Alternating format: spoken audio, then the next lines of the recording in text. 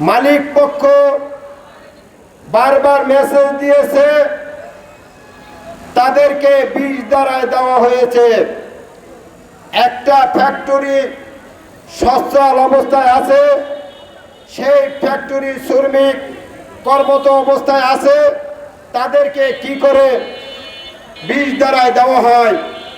এবং তাদের সাথে ম্যানেজমেন্টের সাথে কিছু অসাধু শ্রমিক নেতা নাকি জড়িত হয়ে এই লিস্টগুলি করেছে।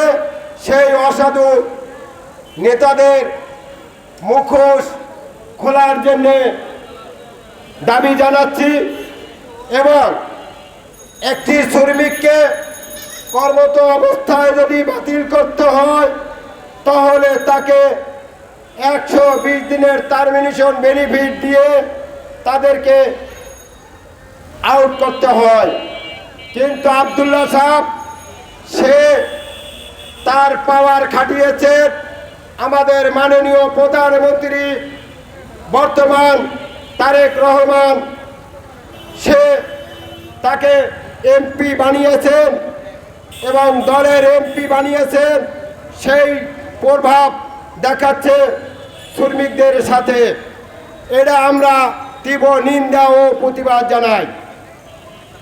আমরা বলতে চাই, তারেক রহমান ক্ষমতায় আসছেন, আজকে 4 মাস, এখনো 2 দিন বাকি আছে। সেই ভিতরে দেখেন তারই দলের তাদেরই ফ্যাক্টরি আল মুসলিম গ্রুপ, সেখান থেকে 1868 জন শ্রমিককে বেআইনিভাবে নোটিশ ছাড়া তাদেরকে ছাঁটাই করা হয়েছে। এদেরকে পূর্ণ বহাল করার জন্য আমরা আজকের কলকারখানায় শ্রমিক নিয়ে এসেছি এবং শ্রমিকদের সাথে সংগতি জানিয়ে আমি বলতে চাই, এদেরকে হয় পূর্ণ বহাল করুন, আর না হয় 24 ঘন্টার ভিতরে এদের পাওনা বুঝিয়ে দিন। আইনগতভাবে যা পাবে তা তাদেরকে বুঝিয়ে দিতে হবে।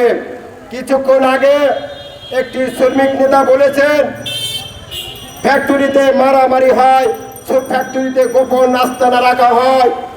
আসলে কথাটা সত্য, এটা 100% সত্য। কোনো শ্রমিক